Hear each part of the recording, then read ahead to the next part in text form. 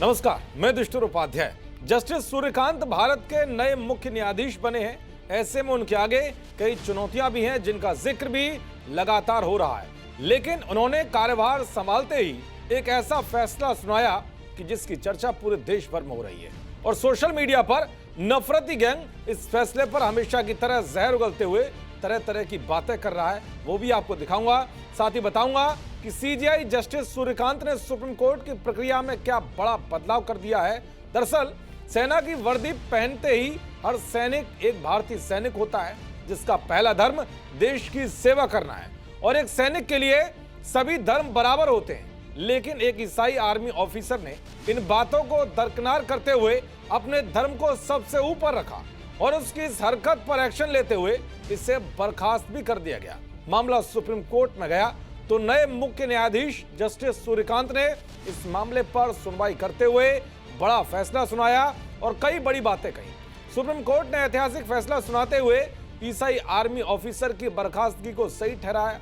दरअसल सैमुअल नाम के एक सैन्य अधिकारी ने अपनी रेजिमेंट के साप्ताहिक धार्मिक परेड में हिस्सा लेने से मना कर दिया था, जिसके आधार पर उनकी सेवाएं समाप्त कर दी गई थी। उन्होंने सुप्रीम कोर्ट में दिल्ली हाई कोर्ट के फैसले को चुनौती दी थी, जिसे भारत के नए चीफ जस्टिस सूर्यकांत की बेंच ने खारिज कर दिया है।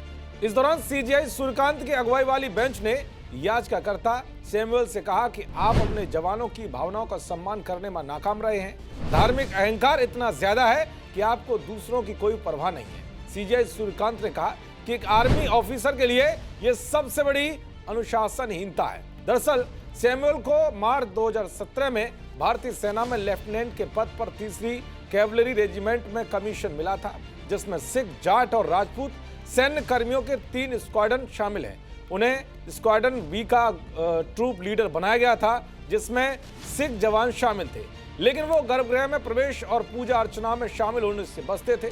सेना का पक्ष था कि सैमुअल को बार बार समझाया गया, काउंसलिंग की गई, लेकिन उन्होंने लगातार आदेश का पालन करने से इनकार किया। इससे यूनिट के अनुशासन पर बुरा असर पड़ रहा था। आर्मी चीफ ने भी रिकॉर्ड देखकर उन्हें रखना अनुचित माना और बर्खास्तगी को मंजूरी दे दी।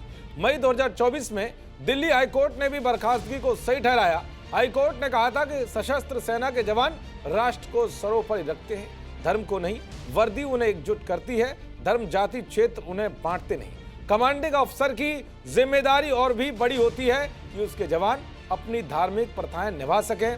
सुप्रीम कोर्ट ने हाई कोर्ट के इसी तर्क से सहमति जताई। कोर्ट ने अपनी टिप्पणी में कहा कि भारतीय सेना एक धर्मनिरपेक्ष संस्था है और इसके अनुशासन से समझौता नहीं किया जा सकता। तो मुख्य न्यायाधीश जस्टिस सूर्यकांत के इस फैसले पर नफरती गैंग नए नए तर्क दे रहा है। कोई कह रहा है कि दूसरे के धर्म का पालन नहीं करने से अनुशासनहीनता का क्या संबंध है, तो कोई देश के हर संस्थान पर धार्मिक विचारधारा को जबरदस्ती थोपने का आरोप लगा रहा है। लेकिन इस नफरती गैंग को यह नहीं पता कि हर सैनिक के लिए सभी धर्म बराबर होते हैं। तो वहीं सीजेआई जस्टिस सूर्यकांत ने कार्यभार संभालते ही सुप्रीम कोर्ट की प्रक्रिया में बड़ा बदलाव किया है। उन्होंने मामलों की अर्जेंट लिस्टनिंग के लिए ओरल यानी कि मौखिक मेंशनिंग बंद कर दी है।